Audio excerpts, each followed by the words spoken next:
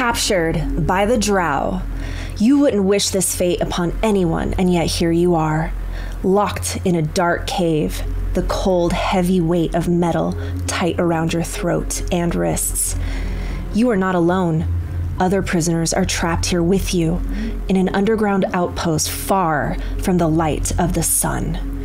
Your captors include a cruel Drow priestess who calls herself Mistress Ilvara of House Mizrim. Over the past several days, you've met her several times, robed in a silken garment and flanked by 2 male Drow, one of which has a massive scars along his face and neck. Mistress Ilvara likes to impress her will and Scourge. With her Scourge in hand, she reminds you that your life now belongs to her. Accept your fate, learn to obey, and you may survive. Her words echo in your memory, even as you plot to escape. All of you have been brought to the Velkenvelv outpost. You are weeks, maybe months away travel from the surface. You've been brought to the slave pens. It is a very cramped, dark cave, barely lit by these lanterns filled with bioluminescent mushrooms. It looks like the ones who have been captive the longest are Hemlock and Yudling. You've been here for 8 days. You have been subjected to the cruelty of the Drow. You have met Priestess Ilvara many times. You have been whipped by her Scourge many times.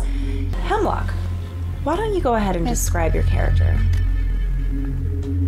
So, from the outside, as you see her, is a 2-foot fairy, but is a Luna Moth fairy who resides primarily in the Underdark.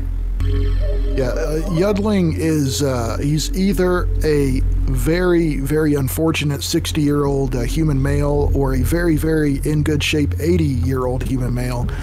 It's hard to tell. He scoots around, he looks very frail, he's very angry and very upset, and is trying to help other people when possible. So since you've been working throughout the camp of Velkenvelv, you've managed to swipe a single gold coin. So you may add that to your inventory. Dr. Howard, you've actually befriended a little tiny living spider about the size of a tarantula. Great, I got a spider in my inventory. We're gonna win. I will name him Id. So Hemlock and Dr. Howard arrived, and the very next day, dragged in chains, a giant yet very shy furbolg was thrown into the slave pens. Lucius, would you please describe your character? As the prisoners in the cell kind of look upon Lucius, they see this 10-foot-and-a-half tall, half giant, just kind of darting glances at different creatures in the room, but as soon as they make eye contact, you see him kind of avert his eyes. Now, as you have been subjected to the hard labor, they have been really utilizing your brute strength and making you work, back-breaking work. But in the time that you've been here, you have managed to swipe a rusted iron bar, and you can actually use this as a club. A few days go by. You are still all working very hard. The 3 of you have seen each other now and kind of quietly regard each other. A few days pass. You see the gate open, and inside is thrown, very roughly, a young female drow. Smallish drow that has been thrown in, looks to be badly mistreated and maybe a bit injured as well. You know, drow in general are very elitist. They are very superior. They believe themselves to be the most superior of races, that even the lowest of drow is still of a higher status than the highest of any other creature. So it is very strange to see another drow thrown in, and you assume that this drow must have committed some great offense to her fellow kinsman. The next day after Yaslia's arrival, a very strange creature gets thrown into the slave pen with you. Cora, would you be so kind as to describe yourself? So you would see Cora get thrown in there. She's pretty small. She's only 5 feet. She's a kenku. She would make the sound of the chains rattling to show her discontent of being restrained. Now, will you please roll me a d20? And when 13. you see this 13. Kenku get thrown in, you'll see like Lucius kind of like take a real big notice to them because it's like a giant bird. He's just kind of fascinated. Cora, how do you feel about this enormous furbolg kind of staring, who's been pretty quiet and shy and keeping to himself, but seems to give you a bit of a notice? Cora, name Cora. You hear in the shadows, keep it down. She whispers quieter, keep it down. I'm so happy we have a kenku. You've been able to snatch a 5-foot-long strand of silk rope. Okay. You see 2 strange humanoids being escorted into the slave pens. It seems they know each other. Korath, why don't you start? Describe what they see when you enter. So, one of the 2 humanoids is much, much smaller than the other. You would guess at most 5'7", maybe 5'6". He appears to be very young. You'd question if he was old enough to drink legal. You might mistake him for an elf if you were just to give him a cursory glance, but at closer inspection, you see he has a little tail kind of swishing behind him and a row of sharp teeth. That, elven people normally wouldn't have, as well as pitch black eyes with no pupil, which gives him away as a tiefling. Currently, he is clutched to this larger creature. You can hear quiet sobs come from him as he shakes violently. The larger humanoid, you guys can see sort of holding on to Kothar. At first glance, if you look at his upper body, he looks fairly normal. He looks like a human, almost. But then, if you follow down his limbs, he seems to have, like, clawed hands and feet. You might notice a little bit of, like, the shimmer of scales on his skin. Sometimes you can kind of see it around his neck, but he tries to it's sort of obscured with the shackles and the collar. He's rather soft-spoken as he talks quietly to Kothar, sort of comforting him, sort of protectively, kind of as a guardian, looking around to make sure that no one else will hurt him at this point. All right. We have the group together, but you are not alone. There are several beings in here. I mean, I'd like to check people for injuries as they come in. Is there anything wrong with you? You approach this little Darrow. He's kind of like rubbing his hands. Yes, yes. Leave we must. We must leave. It is our destiny to leave. Oh, one from above the world. What's your name, friend? Oh, this one is called Bupido. Yes, Bupido, nice. Nice, Bupido. Is Overworlder Doctor? Yeah, sure. Whatever. If you see anything, talk to me. Don't cause any trouble until I No ask trouble. you to. No trouble. Bupido, no trouble. Bupido, friend. So Hemlock has been in the Underdark studying mushrooms and the myconids for quite a while. So she is instantly going to go over to the myconid. I'd like to speak with you. It kind of shudders. And as it does, little spores start to leave its little body. These spores fill your nostrils, and as you do, you suddenly hear a little voice in your head. Hello? And you realize that you are now able to telepathically speak to this little mushroom. Yeah, so Hemlock is very familiar with rapport spores. You know rapport spores. She was just like waiting for this. She's like, finally, I can talk to the other people. I was getting shushed so much. And then immediately I'm like, hello, little one. Where are you from? How did you get here? Hello, my name is Stool. I'm from Neverlight Grove, and they took me, and I just want to go home. I've been trying to come up with a way to escape, but these guards always seem to catch me, and I've got this iron. I can't even fly.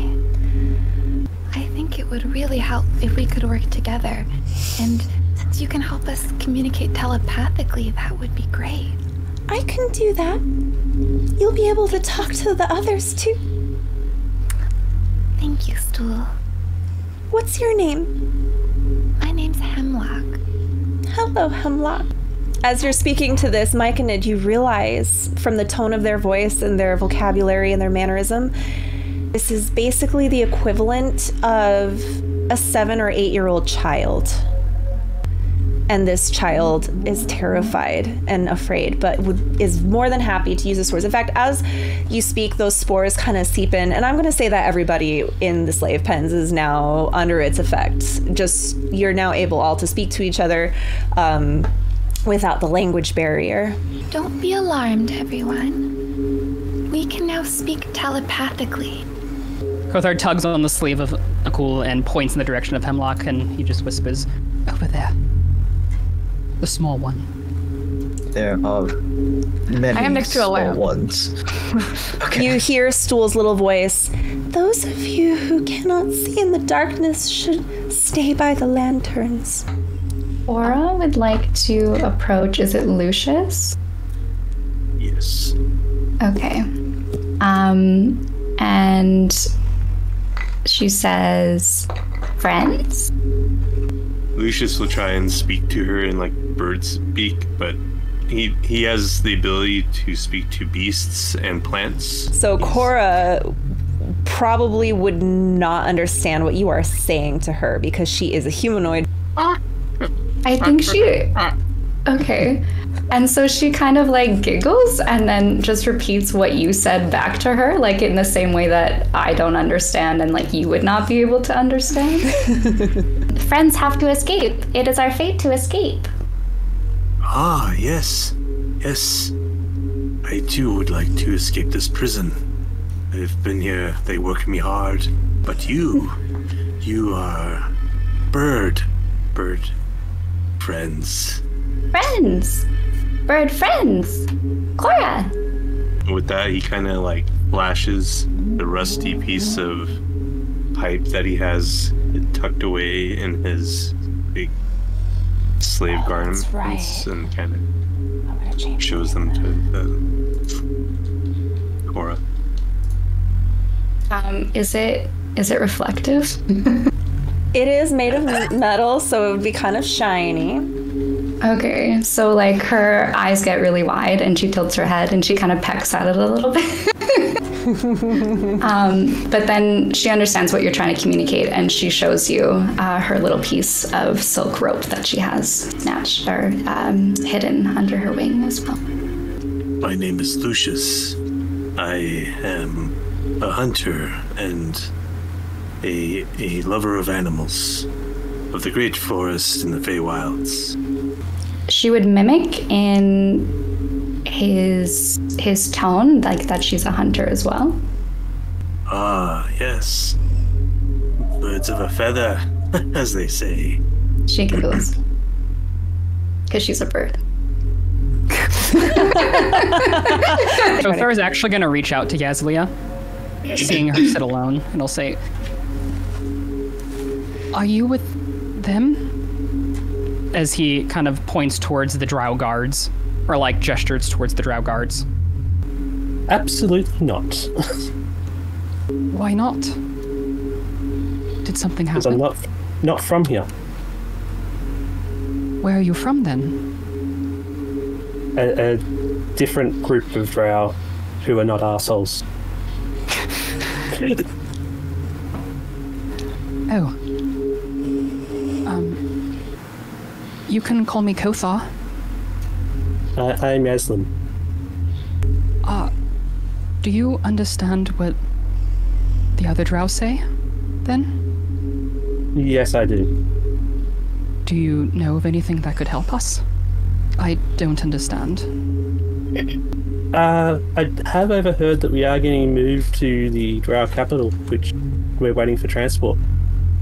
If you hear anything else, tell him. And he kind of like nudges Nakul. He's nice. And then She's one of them, though. she says that she's not. I don't know. I think we can How trust can her. you believe that? Just look at her. She looks scared. Oh, what about Like I that did. one? And Nakul sort of points at the male Drow that's still off on the That- side by himself. He's just kind of sulking to himself, shooting glances at others, looking curiously at Yaslin, but still kind of like distrusting. I don't know. I haven't talked to him. Well, I want to speak to the group telepathically. I want to say, well, I know you're all scared, frightened. You probably should be. We're on our way to our deaths, and some of us won't make it, and most of us won't. I'm looking at a lot of people here, but if you guys want to, we gotta, I don't know, I got a spider. I was sitting out there to get some keys or something. I'm not a big planner, okay? I'm not a big planning guy. But we got to work together and just come together as a big unit. I'm trying to give a rousing speech and not doing a very good job. But I'm just, he's just so old. He thinks he knows, what to do. So just like, Going to cut in and just before we plan so much, where are we going? Does anyone know the way back to the surface? I want to say that the entire time these other conversations have been happening, I've been in the corner with Stool and just using druidcraft to like make little mushrooms sprout around him to make him more feel at home. And just like So before asking you him do about that, what he's seeing. so you try your with Stool, and you want to make him feel better, and so you gesture in order to activate your druidcraft. But unfortunately, you find that your magic will not activate.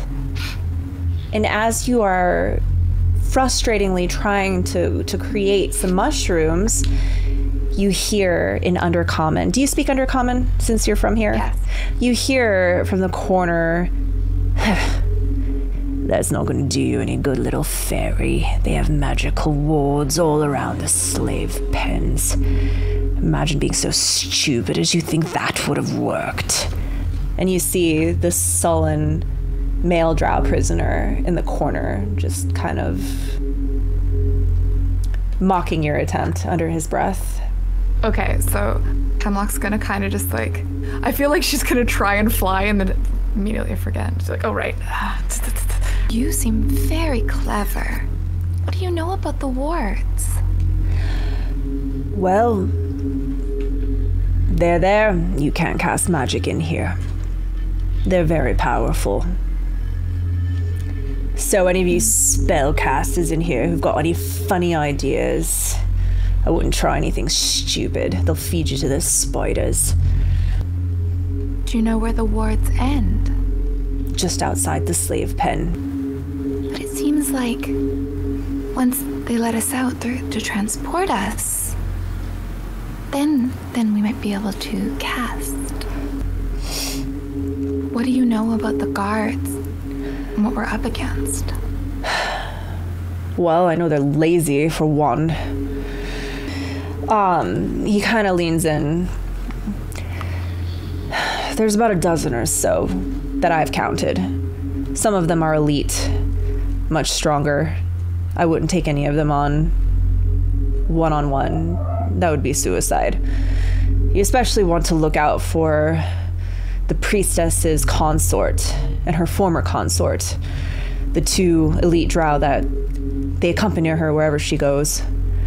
One is her lover. One is her former lover. He seems pretty salty about it too, but he's been recently involved in a pretty bad accident, which has rendered him a little lacking in ability, so he was demoted. Jorlin, the consort who got unconsorted, is easily recognized. He has disgusting scars all across his face, neck, and hands. Can't miss him. And sure, he's handsome and young, but extremely cocky. He loves to boast. Cora, who is still sitting beside Lucius, and we're sitting close to the Quaggoth, right? All the other prisoners are avoiding the Quaggoth because they're afraid. But the Quaggoth actually notices you getting a little closer and kind of smiles in your direction, kind of like interested in the fact that everyone's not afraid, or you guys aren't like afraid of him. So I look at Lucius and I gesture over to the Quaggoth and I say, friend? Let's go ask. And you see Lucius just stand up and he just looks super towering and kind of intimidating. Quaggoth does not seem to be intimidated by you. Instead, is just kind of sitting there, like legs crossed, looks up at you, and greets you in Elvish. Oh, hello, overworldlings. Oh, this is quite a treat. Friend. Oh, yes, friend. Who might you be? What is your names? Cora. Lucius. I am Prince Derendil of the kingdom of Nelrindavain of the High Forest. I am not actually a Quaggoth, you see, but I am actually an elf. I assume everyone here is scared of you because of your appearance. Unfortunately, yes. I am a prince. I just want to go back home. Why Quaggoth? I was cursed by dark magic. Cora cursed. You too are cursed. Are you also a prince, little one? Are you also an elf? Then I suppose you wouldn't know how to help me. As you're kind of there, he kind of like snorts his nose and... Well, it seems like the others are planning some sort of... To escape. Yes. To escape. It is our duty to escape. You are planning to escape. Now, this is interesting. We might be able to return you to your home. You can return me to the High Forest of... Fuck this word. Nelrindavain. Nelrindavain. Rolls off the tongue. I am not from the Underdark. I am a high elf of the High Forest of the kingdom of Nelrindavain. I have to look every time. The Quaggoth savagery slowly takes over my mind. He looks kind of disgusted with himself, but can't help it. Hemlock is just going to kind of like go over to see kind of what's going on with the Quaggoth and just kind of like look to Cora. Like, is the Quaggoth dangerous? Friend? She asks Hemlock. You are friend? Ally? Friend. Friend. I just want to clarify that you are asking a fairy for friendship. Things work a little different where we're from. You don't just and Cora's very untrusting, so. Two tiny little winged creatures being very suspicious, but like. Yeah. Escape. Friends escape. Together. Yup. and Cora thinks that we reached an understanding. I think that she would take this as that we're on the same page, but I feel like it's fine. So she introduces herself. Okay. Hemlock. And then she gestures at Lucius and says, Lucius, and then says how he introduced himself to me as being a hunter, that he loves animals. And then I gesture over to the Quaggoth and say, you know, his whole introduction about, I basically just explain.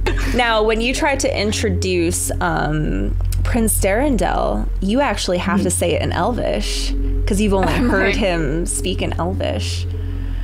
So I think maybe I try it in the same way that I did with Lucius, and maybe you don't understand. I think I'll at least clock it as Elvis, but I'll say it to Cora. I'll be like, The Quaggoth speaks Elvish? Elf? Yeah. Quaggoth. Curse. Prince. Prince Curse. Curse. Quaggoth Curse. Prince Curse.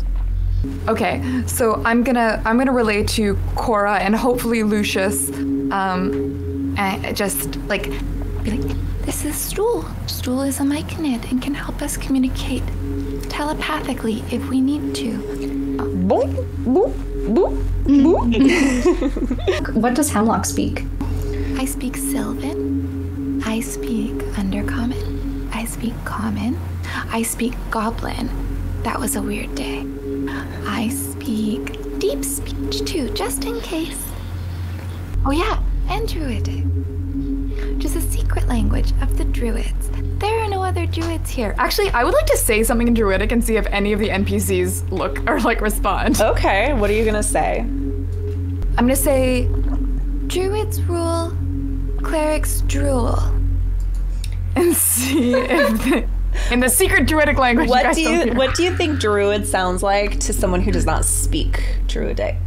Like if you had 30 Italians at the table together, but they were all reading poetry. They just kind of like look over, but nobody actually responds. So you do not get the impression that anybody in present company speaks Druidic. I walked over to the Dwarven woman. Oh, she notices Kothar approaching her. Hello. So, Kothar kind of sits down in front of her and says, "Hello. You look in high spirits." Ah, yes, you don't want to let the darkness get into your heart. He nods and he says, "I agree. There's always something to keep a little hope for." Ah, yes, and what is your name, wee one? Oh, you can call me Kothar. And this is Nicole. Nicole walks closer, but he like stays standing behind him. She kind of glances up. That's a strange one. I think I've never seen one of your kind. I haven't met anyone else that looks like me. I see. Ah, well, stranger things walk this world. I suppose you are both surface dwellers. Yes. Correct. Are you not? Dwarves are a little bit of both, I think. We walk both in the chateau and in the sun. Would you happen to know anything that could help us?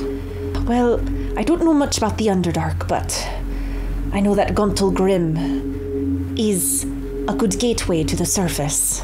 My home. How far is your home? Honestly, I don't know where we are, so I couldn't tell you. But we are very deep underground right now. Much further than I've ever been. My people are friendly with most surface dwellers, except for, and then her eyes kind of dart over to the orc who's pacing. We're not very friendly with that one. Our tribes are at war. Well, love, we're in a quite dire situation, and you'd have to put aside your differences if we want to survive this. He warmly smiles and says, "You never know. Even sometimes the corrupt can be brought to the light." Are you some kind of priest, then? The kinds. I'm a cleric of Tamara. And he smiles warmly. Well, hopefully your god can find you all the way down here. Though this is the Queen of Spiders territory. Kothar cocks his head and goes, who? You don't want to say her name. She can hear you. Is she here with us in this room? And he kind of like looks around confused. She is the demon queen of spiders. I haven't read of her, but I have heard of her from, well, listening to them. Well, I wouldn't worry about her. Tamara stands with us, even if we are quite a ways from home. Your name was? Eldith Ferun. Well, Eldrith, I hope when the time comes we can get out of here. Thank you. I hope you see your son again soon, lad. When I say the sun, I mean like the sun, not your son. I was like, wait, what? No, the sun in the sky, not the sun from your loins. He briefly cocks his head in confusion and then understands and nods. So I go over there and I say, common. Right. Deep speech. Right. Undercommon. Undercommon. Oh, Okay. a surface dweller that speaks my language. How pleasant. It is so nice to meet you. Nice to meet you too, Dr. Howard. Dr. Howard, DVM, Doctor of Veterinary Medicine. What is your name? I am Shushar. Have you ever been up to the surface or near to the surface? I have never been near to the surface. I come from Dark Lake.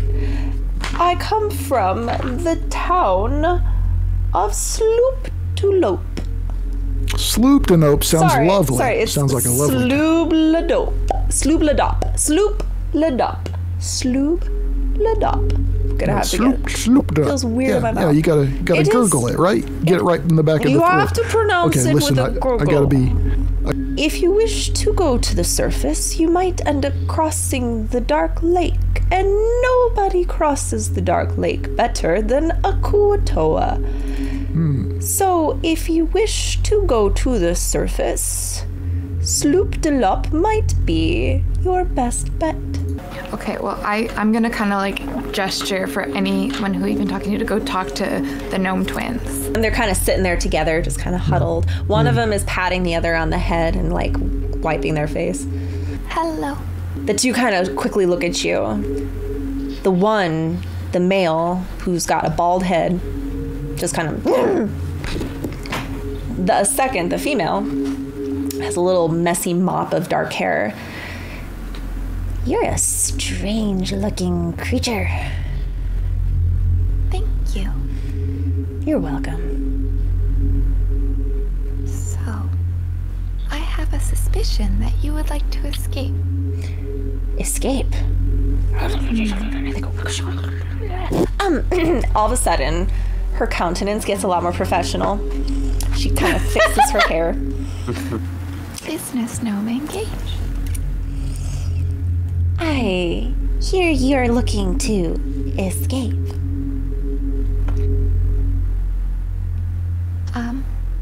Me?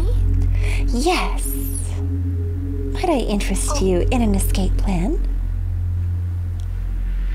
Do you have an escape? Yes? You have an escape plan? Do you have an escape Do plan? you have an escape plan? I asked first.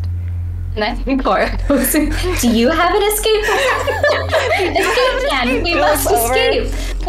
Must escape. Tell the bird to speak quietly. We don't want to give away our plans. No, shh. Turvy, not a bird. Turvy, let me talk to them. Hello, I am Topsy. This is my little brother, Turvy. I know it's been like 1 minute younger brother. It doesn't matter. It's irrelevant. He's shy. Okay, well, not a bird. A kenku. A kenku. Looks up and down.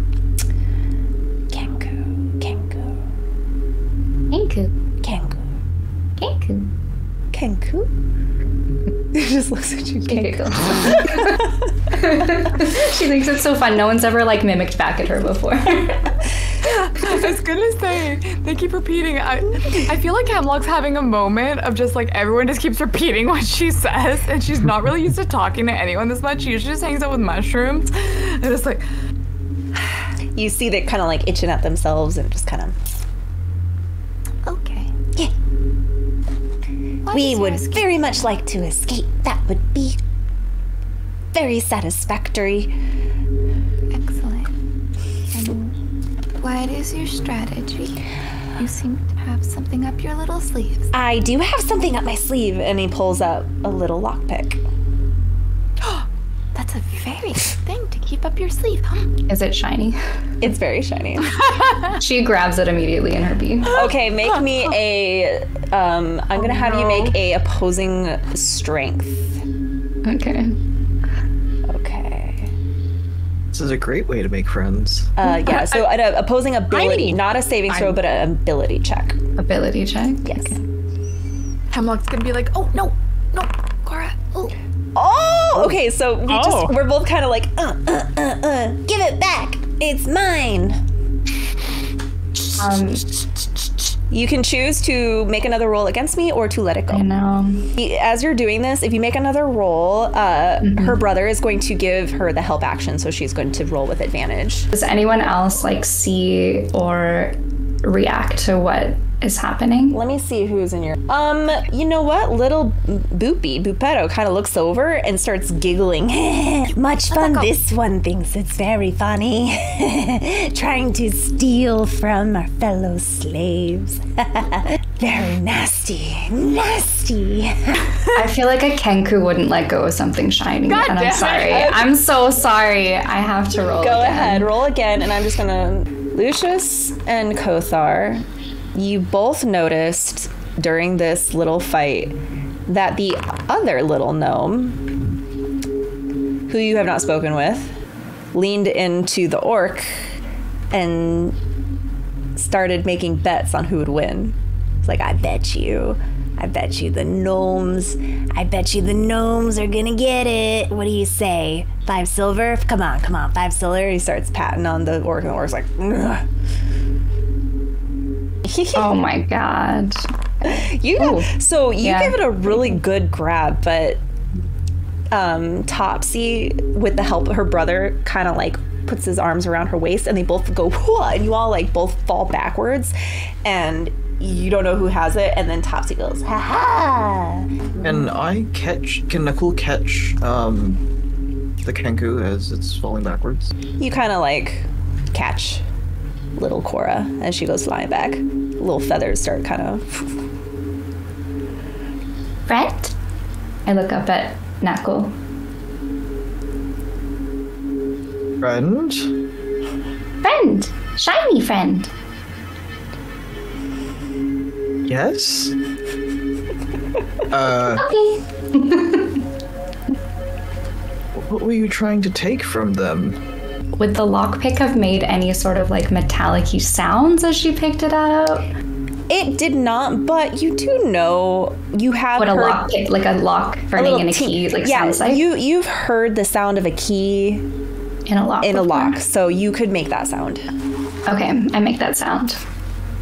And then I point at the gnome who had it. The gnome's like, mine. She hides it back up her sleeve, a little betrayed. Okay. Well, that would be very useful if they could help us with the keys. So this time, like, Hemlock's been trying to placate the gnomes and be like, Kenku are a bit wild, don't worry about that. But I think we should, the only way we're gonna get out of here is if we work together. Yes, I agree. I would much like to leave this place and go back home. So they're gonna group us up to do labor when our shift starts. Last time they made us alphabetize all of the rations in the larder, and then they made us do it again, but backwards. Well, it's very important to keep diligent records. I think they just did it to fuck with us, but yeah, maybe. That's actually probably more accurate in this case. But in general, you should keep your rations organized. Okay. I wanted to ask if anyone had seen maybe where they keep their equipment. kind of equipment? I mean, not everyone came here. I know me and Kothar were the last to come here, but they took our things. They did take my things too, but I don't know where they put them. Well, I'm just gonna go over to the deep gnome, and I was like, I didn't catch your name. I'm Jim Jar. And who do I have the Jim pleasure Jar. of speaking with? I'm Dr. Uding Howard. Very important, or whatever, I forgot what my acronym was. DMV, Doctor of Veterinary Medicine. Doctor of Who's Veterinary Medicine. Who's your friend here? This strapping lad. lout. Me no friend. Ron says, me tough. We need tough guys here. You are a tough guy. You need tough guy? We need tough guys. Without tough guys, we're gonna be stuck down here. You don't want to be stuck down here, do you? No, me no wanna be stuck. Ice Shield Tribe needs runt. Yeah, so here it is. You're big and strong. When the time comes, you have to act first. Me act first. Just watch my signal and just roll right through him like a boulder down a hill. He doesn't quite get what you're saying, so he just goes, me strong. Runt, strong.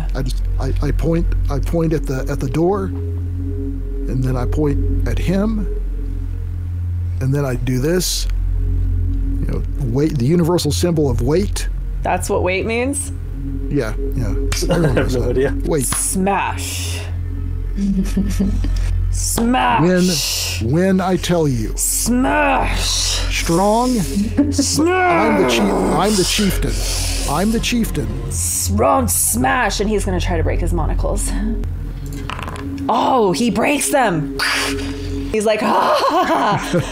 And then he looks over at the door. But as his eyes start going towards the door, I'm like holding up my chains. Get me next. his eyes flash No, wait.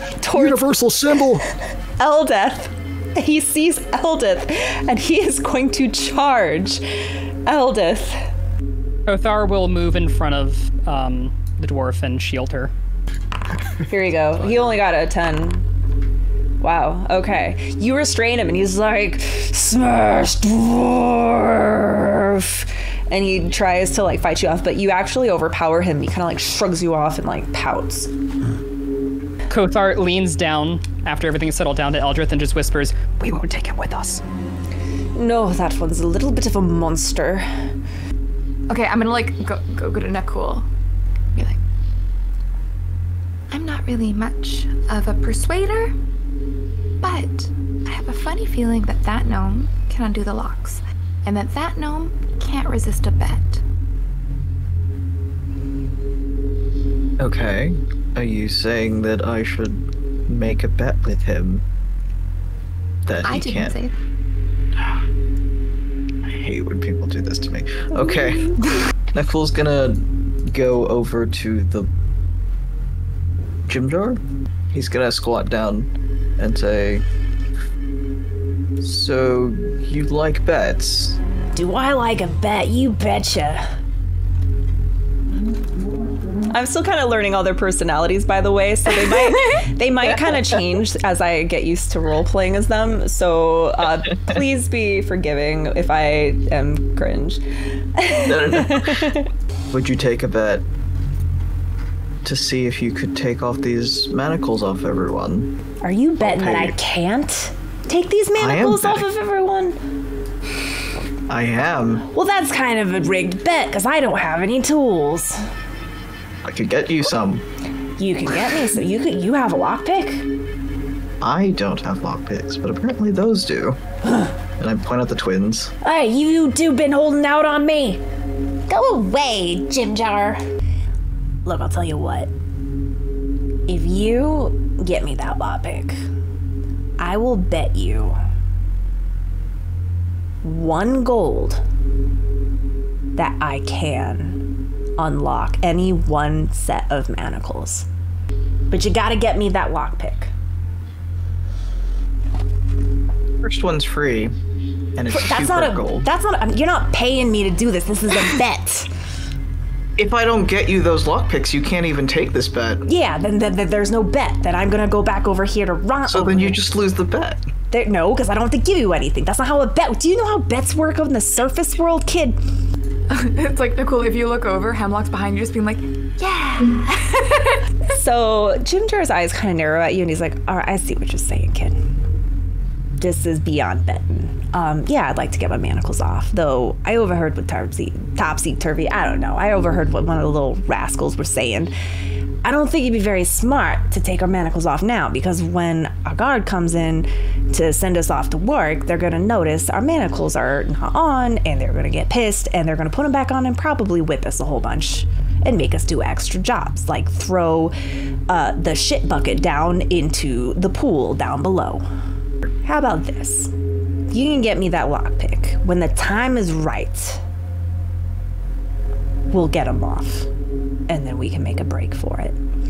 Though it might be just as easy to lift one of the keys to the slave pens from one of those dumbass guards.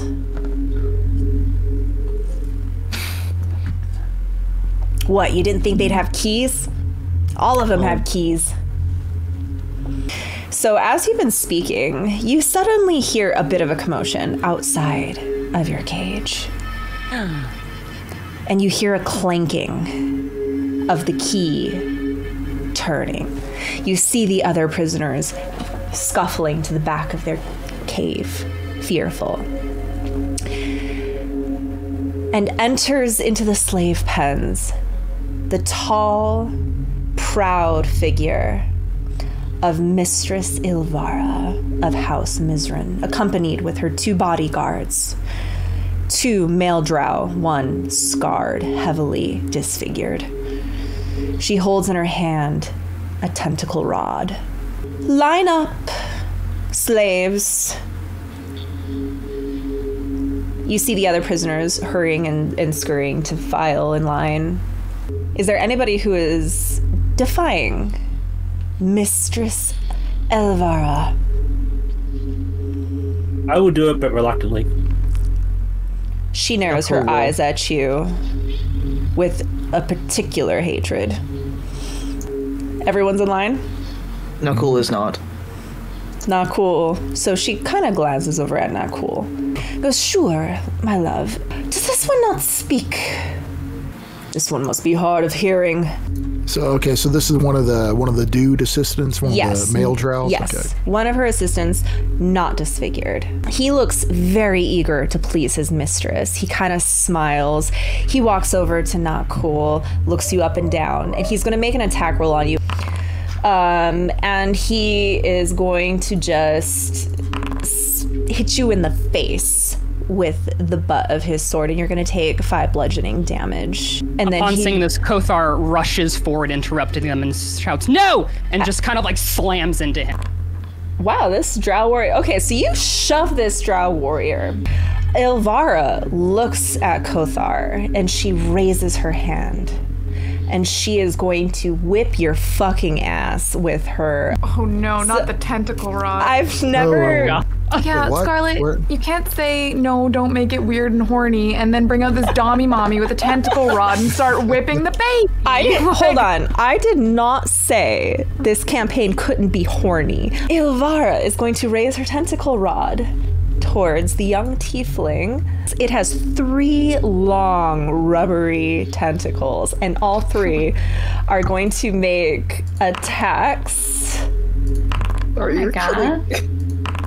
Literally killed. All 3 of them hit. It says if all 3 hit, you must make a DC 15 Constitution savings throw. Normal roll? Just a normal roll. You fail. Okay, a lot's about to happen. You are going to take 12 points of bludgeoning damage. Your speed is halved, and you have disadvantage on dex saves. And you can't use your reaction for a minute. My speed is 0 because I'm just unconscious. So she raises her thing and she smashes you with it, and you fall to the ground at the feet of Nakul. She looks over at Jorlin and says, clean that up. He kind of like snorts because he feels like this is like peasant work. He takes your body and he just kind of drags you over to the corner of the back and just like slumps you against a rock. Now, Cool would not be okay with that, so he's going to like crouch over him. Sure grabs you by the throat and he pushes you back in line. And just... So the thing is that Cool would not give up, so he would probably try and push back. I'll try to help them. Are you going to break rank and are you going to rush forward? Like try to bump into him? Go ahead and roll athletics with disadvantage. All right, you got a 3, he got a 17. So you try to shove Sure. And he doesn't, you rolled, so he didn't even notice you because he's still really, really focused on Nicole. Cora, what are you doing? She is not engaging at the moment. She's watching everything unfold. She's flustered. She's kind of, because she's close enough to Ront. Friend, help! And she gestures over at what's going on. I would like to punch Nicole 2 times on the side of the head while saying, "Go down." Yeah. All right, take 5 more points of bludgeoning damage. I'm just like, "Go down." Oh, poor Nicole. Nope, this is fine. This is fine. This is good. This is a character building. And then I, since I'm old, I accidentally fall on top of him and say, "Oops, I'm old." Nicole's actually still standing, but you fall where you're standing and you just go, "Oh, I'm old. Oh, goodness me." So he's gonna hit Yaslin pretty hard. So you basically go unconscious, Yaslin. Yep. I thought it was gonna happen. You just fall. You fall on the ground. And Sure is just had enough of your shit. You've insulted him. He's trying to look good in front of his mistress. So he is going to make a couple of attacks. You're unconscious. I'm very unconscious. Jorlin is going to drag our unconscious friends over into the unconscious corner. Hey guys, what's up? With that, Ilvara approaches and she goes, "Now that we've dealt with the issue, I have come to remind you that your lives do belong to me. So it is time to organize you in your groups for your duties. You will be put to work. You will be working on 3rd day shifts. You will behave or you'll be fed to my spiders. Just do your work. You might survive. Or you might end up like those sad saps over in the corner. We can make your life here very difficult." And with that, she like turns her cape and she walks out, and her 2 consorts follow behind. And with that, I think it's a perfect place to leave off for the night. See you next time. See you next week. Thanks for this. This was really fun. Everybody, you are all amazing. Thanks for being here. I'm going to close the session. Peace out, Girl Scouts. See you next week. If you have any questions, DM me, okay?